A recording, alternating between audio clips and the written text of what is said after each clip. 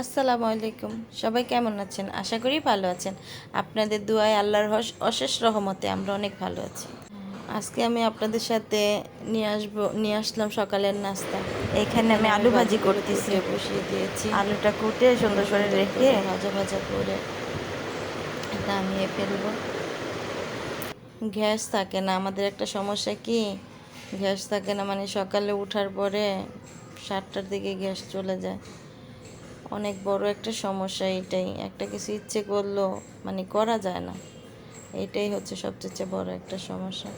কিছু করার নাই, যেভাবে দিন যায় আর কি।